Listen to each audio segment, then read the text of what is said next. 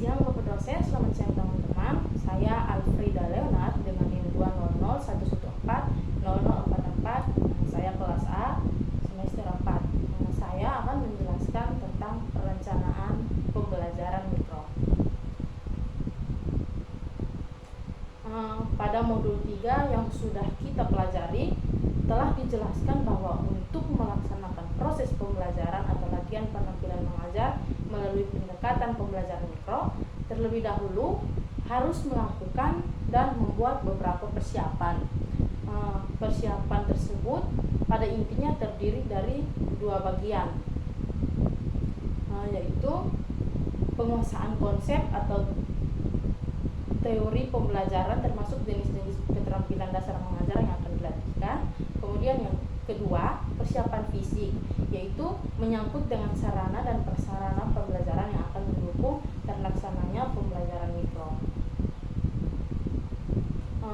Kemudian Gafar pada tahun 1987 mengemukakan bahwa perencanaan merupakan proses penyusunan berbagai keputusan yang akan dilaksanakan pada masa yang akan datang untuk mencapai tujuan yang akan ditentukan. Kemudian ada 3 hal penting dari pengertian perencanaan pembelajaran tersebut, yaitu yang pertama, proses penyusunan keputusan. Di sini berarti perencanaan adalah membuat atau merumuskan perkiraan keputusan yang akan diambil atau rencana ketetapan yang akan menjadi pilihan pada saat rencana itu dilaksanakan. Kemudian yang kedua, pelaksanaan kegiatan yang akan datang. Artinya di sini bahwa proses penyusunan kegiatan yang akan dilakukan, bentuk dan jenis keputusan yang akan ditetapkan semuanya baru pada tahap dugaan yang didasarkan pada beberapa pertimbangan teori maupun praktis serta pengalaman yang sudah lalu. Yang ketiga, untuk mencapai tujuan. Untuk mencapai tujuan di sini yaitu sasaran akhir dari penetapan bentuk keputusan yang akan diambil atau penetapan kegiatan yang akan dilakukan dalam suatu rencana, semuanya diarahkan untuk mencapai tujuan. Kemudian unsur-unsur pokok pembelajaran terdiri unsur-unsur pokok pembelajaran yaitu yang pertama, tujuan. Tujuan pembelajaran adalah sesuatu yang ingin dicapai dalam kegiatan pembelajaran, yaitu gambaran perubahan perilaku siswa ke arah yang positif. Kemudian yang kedua, isi atau materi. Materi pembelajaran yaitu isi atau bahan yang akan dipelajari siswa. Materi itu harus direncanakan dan dikembangkan sesuai dengan tujuan pembelajaran yang ingin dicapai. Kemudian yang ketiga, metode atau proses.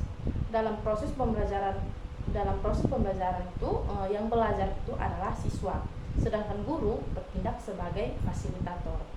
Kemudian yang keempat itu evaluasi atau latihan. Penilaian dalam pembelajaran dimaksudkan untuk mengetahui efektivitas proses dan hasil pembelajaran itu sendiri. Kemudian tujuan dan manfaat perencanaan pembelajaran. Yang pertama, sebagai landasan pokok bagi guru dan siswa dalam mencapai kompetensi dasar dan indikator yang telah ditetapkan. Dan yang kedua, memberi gambaran mengenai acuan kerja jangka pendek. Perencanaan pembelajaran karena disusun dengan menggunakan pendekatan sistem, maka memberi pengaruh terhadap pengembangan individu siswa. Kemudian yang ketiga, pembelajaran diarahkan yang keempat, karena dirancang secara matang sebelum pembelajaran. Yang ketiga, pembelajaran diarahkan untuk kepentingan siswa, yaitu untuk terjadinya perubahan perilaku pada siswa itu sendiri.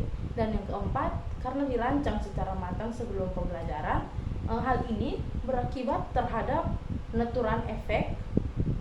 penelusuran efek melalui perencanaan yang dibuat secara matang dan komprehensif. Selain akan memberikan gambaran nyata aktivitas dan sasaran atau tujuan yang harus dicapai, juga akan berdampak pada pencapaian unsur-unsur lain yang tidak termasuk ke dalam rencana. Kemudian prinsip-prinsip perencanaan prinsip-prinsip perencanaan pembelajaran. Dalam kajian kurikulum, perencanaan pembelajaran merupakan kurikulum tertulis yang bersifat mikro atau written kurikulum, yaitu rencana atau kegiatan pembelajaran untuk setiap unit atau pertemuan pembelajaran. Kemudian prinsip pembelajaran adalah merupakan ketentuan pokok yang menjadi dasar atau kaidah yang harus dijadikan dasar pemikiran ketika mengembangkan perencanaan pembelajaran. Kemudian adapun ciri-ciri umum atau karakteristik yang harus diperhatikan dalam mengembangkan perencanaan pembelajaran, yaitu yang pertama, memperhatikan karakteristik siswa. Perencanaan pembelajaran dikembangkan untuk pedoman pembelajaran.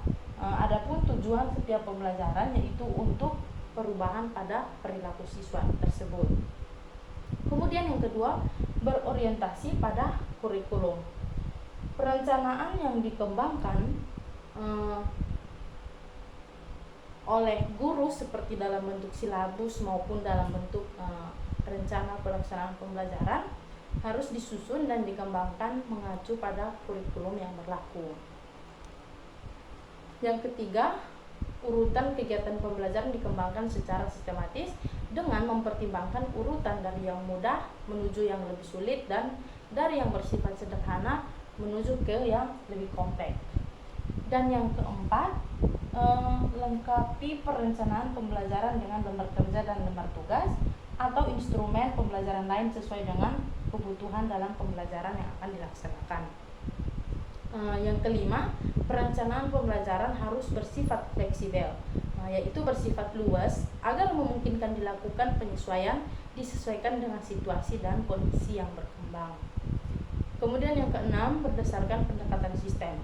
Artinya, setiap unsur perencanaan pembelajaran yang dikembangkan harus merupakan satu kesatuan yang utuh, terpadu, saling mempengaruhi dan memiliki ketergantungan. Dalam mengembangkan rencana pelaksanaan pembelajaran yang dibuat oleh guru, selain mempertimbangkan beberapa kriteria yang dikemukakan tadi, juga harus memperhatikan beberapa prinsip, yaitu yang pertama ada spesifik. Spesifik di sini yaitu memenuhi unsur kekhususan menyangkut dengan perumusan setiap unsur pembelajaran. Yang kedua, operasional. Operasional di sini masih erat kaitannya dengan prinsip sebelumnya. Prinsip operasional yaitu setiap unsur pembelajaran dirumuskan dengan bahasa yang operasional dan terukur.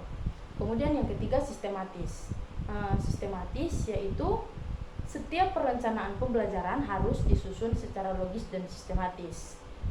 Bahwa perencanaan pembelajaran harus dikembangkan sesuai dengan fungsi sebagai perencanaan pembelajaran dengan mengikuti pedoman secara umum rencana pembelajaran tersebut. Yang keempat, jangka pendek. Perencanaan pembelajaran adalah pedoman operasional bagi guru dalam melaksanakan setiap proses pembelajaran. Pembelajaran bersifat situasional sehingga apa yang terjadi saat ini belum tentu sesuai dengan kondisi besok atau lusa. Yang berikut, model perencanaan pembelajaran. Pengembangan perencanaan pembelajaran pada dasarnya adalah mengembangkan setiap komponen pembelajaran, memproyeksikan harapan yang harus dicapai, kegiatan yang akan dilakukan, sarana dan fasilitas yang dibutuhkan, serta proyeksi penilaian yang akan diterapkan. Kemudian pengembangan rencana pelaksanaan pembelajaran harus dilakukan secara logis dan sistematis. Artinya di sini dalam pengembangannya harus berurutan sesuai dengan urutan dari keempat komponen pembelajaran itu sendiri. tahap-tahap kegiatan pengembangan rencana pelaksanaan pembelajaran adalah merupakan proses atau prosedur kerja yang harus dilakukan oleh calon atau yang sudah menyandang profesi guru ketika membuat perencanaan pembelajaran. Yang berikut ada jenis kegiatan, yang pertama itu langkah, kemudian jenis kegiatan dan sumber rujukan. Ini merupakan prosedur penyusunan rencana pelaksanaan pembelajaran. Kita lihat di sini ada langkah yang pertama, yaitu menuliskan identitas mata pelajaran dengan sumber rujukan, yaitu kurikulum atau silabus pembelajaran. Langkah pertama yaitu menetapkan identitas mata pelajaran. Daftar nama mata pelajaran ada pada kurikulum atau silabus yang dikembangkan oleh sekolah. Maksud dari menetapkan nama mata pelajaran tersebut yaitu pada tahap pertama menyusun rencana pelaksanaan pembelajaran atau RPP adalah menuliskan nama mata pelajaran sesuai dengan mata pelajaran yang akan diajarkan. Kemudian di sini langkah yang kedua yaitu menuliskan standar kompetensi dan kompetensi dasar dengan sumber rujukan, kurikulum atau silabus pembelajaran. Langkah kedua di sini menetapkan standar kompetensi dan kompetensi dasar dan tidak dirumuskan oleh guru karena sudah dirumuskan oleh pemerintah secara nasional. Dengan demikian, penetapan standar kompetensi dan kompetensi dasar ini guru hanya tinggal memindahkan dari kurikulum atau silabus yang sudah ditetapkan. Kemudian langkah yang ketiga, jenis kegiatannya yaitu merumuskan indikator pembelajaran dengan sumber rujukan, standar kompetensi dan rumusan kompetensi dasar. Langkah ketiga di sini merumuskan indikator pembelajaran. Jadi indikator itu merupakan rumusan kualifikasi kemampuan yang spesifik yang harus dicapai siswa, baik pengetahuan, sikap atau keterampilan. Setelah menyelesaikan setiap unit kegiatan pembelajaran, indikator merupakan penjabaran lebih lanjut dari kompetensi dasar dan oleh karenanya indikator rumusannya sangat spesifik dan operasional. Kemudian langkah yang keempat itu jenis kegiatannya merumuskan pembelajaran dan sumber rujukannya kompetensi dasar dan indikator.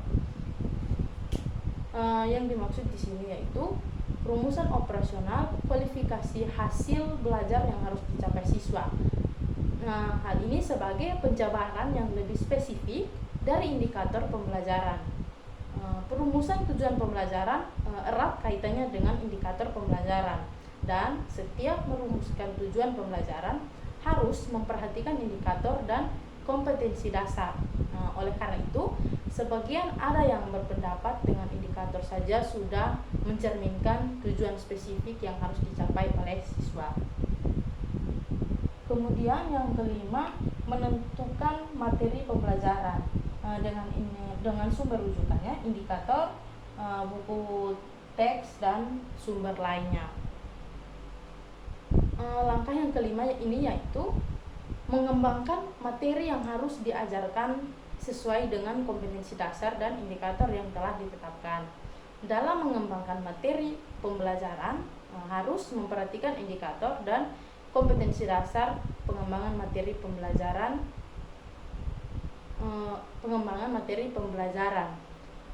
Hal ini tidak hanya terfokus pada buku teks dari setiap mata pelajaran saja, akan tetapi guru harus mencari, mengembangkan dan menggunakan sumber-sumber pembelajaran lain yang lebih luas dan bervariasi.